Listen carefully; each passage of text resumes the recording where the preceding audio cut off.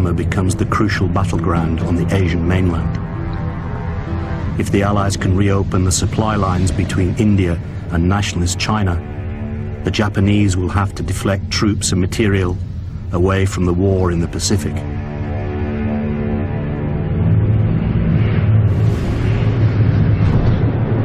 British and American forces use unconventional warfare tactics behind Japanese lines. They make contact with local tribes and organize them to fight the Japanese.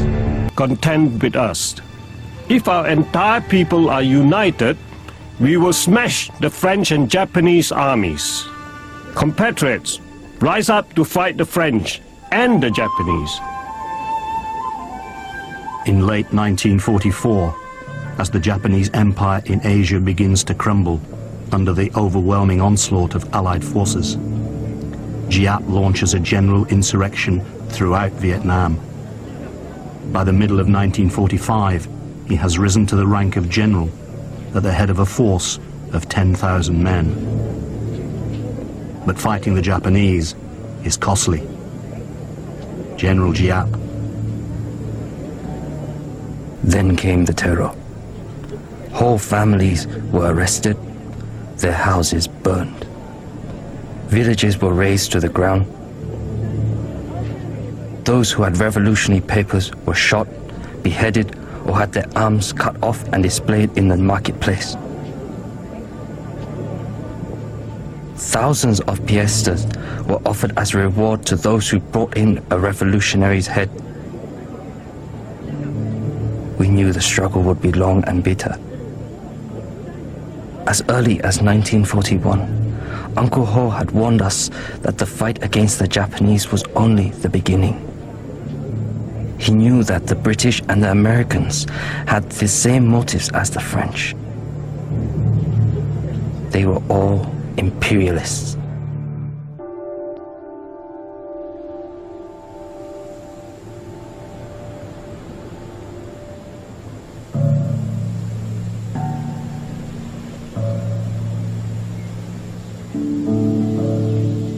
With a revolutionary government in control in many parts of the country, reprisals begin against those who are thought to have collaborated with the French and Japanese.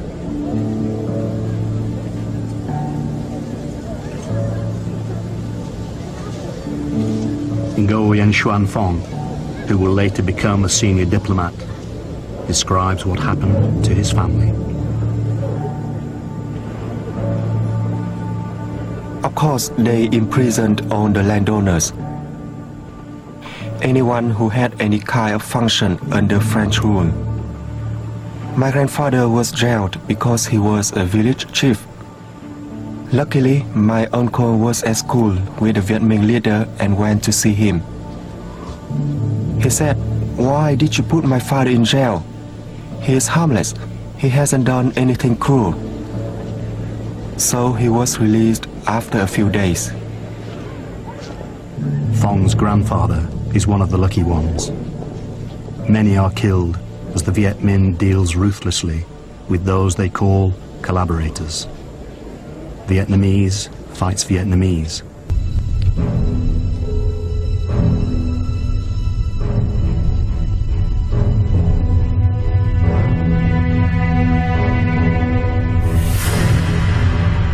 Although Giap's tactics gradually erode French control in the countryside, its weapons still possess frightening power.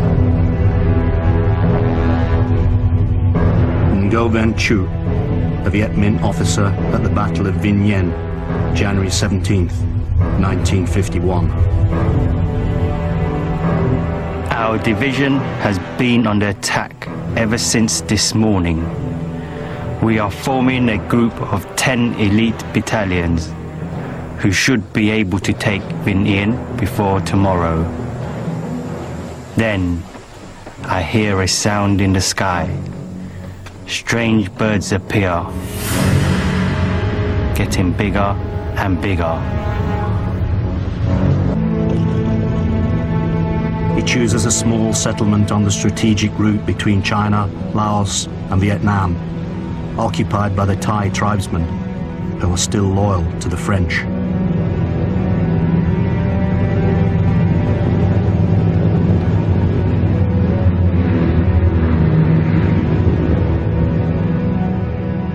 It is called Dien Bien Phu. Navarre orders the airlift of a large force from the Gia Lam Air Base in Hanoi and Gap Ba in Haiphong. Viet Minh officer Ngo Van Chu watches as the French forces land. We knew they were the best day.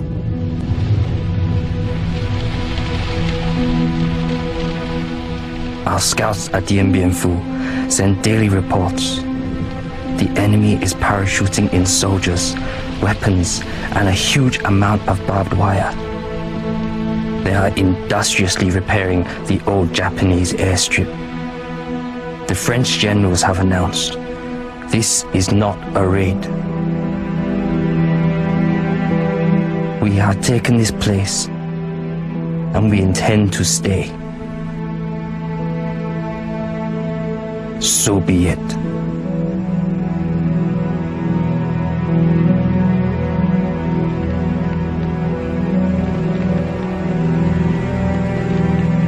Soviet director Roman Kármán is given total access to Giap's army to help him tell the story of the battle.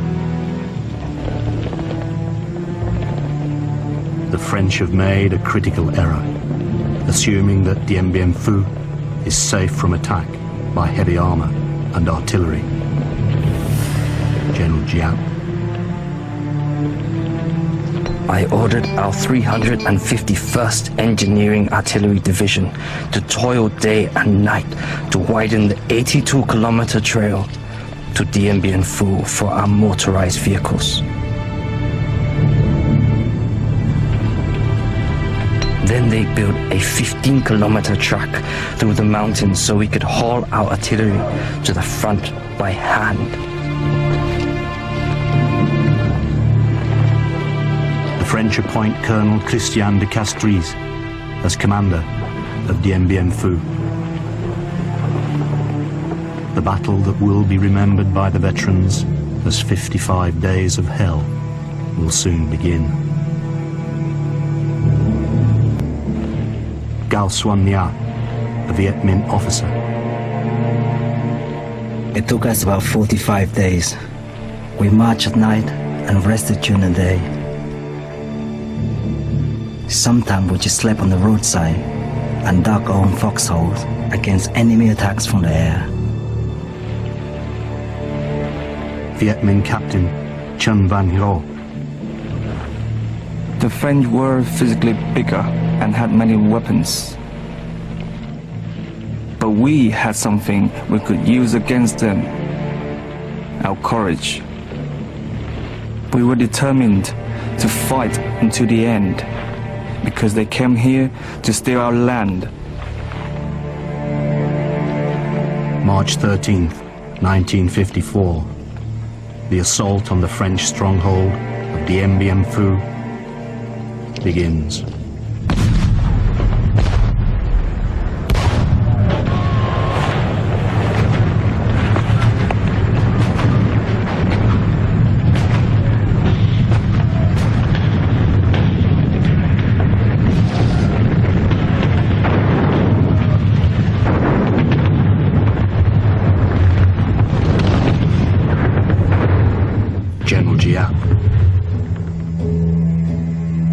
The French could not resolve the threat to their airfield. Their porcupine defense had lost a vital element: its strength in the air. They could only reinforce their units with parachute drops, and they could not get their wounded out. Their camp had only 40 beds in its medical unit, and they had already hundreds of wounded. This was the French command's nightmare. Amid gruesome scenes, reminiscent of the trench warfare and mass infantry attacks of the First World War, the death toll rises.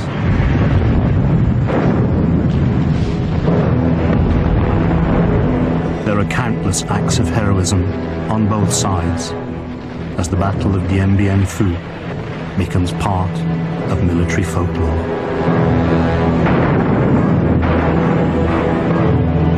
It also becomes a glorious victory for the Viet Minh and a shameful defeat for the French. French resistance ends on May 7th. Giap orders a full-scale infantry attack.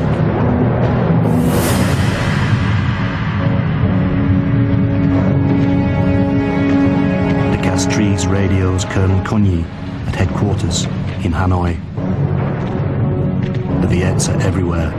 The situation is very grave. I feel the end is approaching. General Giap. Tonight, you will attack the Porcupine's Eye and finish it off.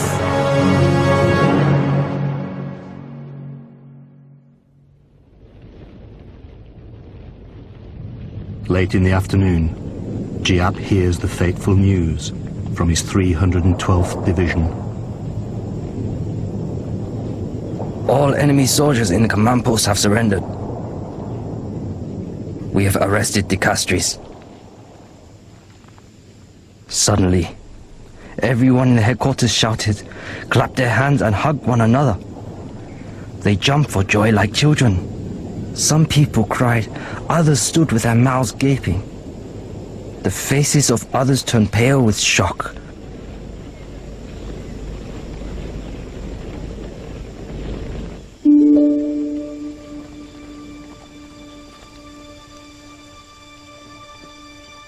French commander de Castries, who has been promoted to brigadier general during the battle, becomes a prisoner of war. He will be released after 4 months. One of the lucky ones. 1,500 men under his command are dead. Several thousand more are wounded.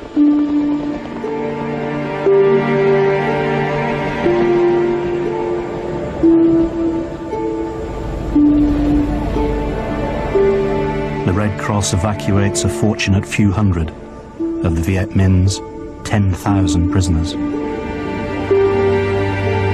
But most are force-marched to prisoner of war camps hundreds of kilometers away.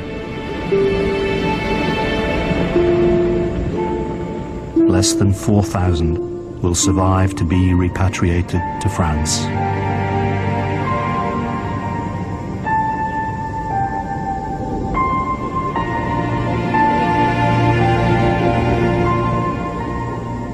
Viet Minh casualties are 15,000 wounded and 8.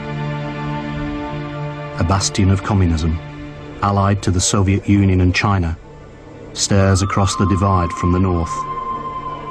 In the south, a bulwark of the West, sponsored by the United States, glares back.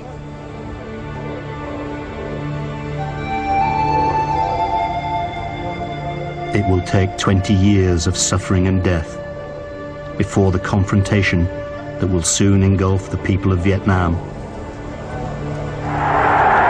comes to an end.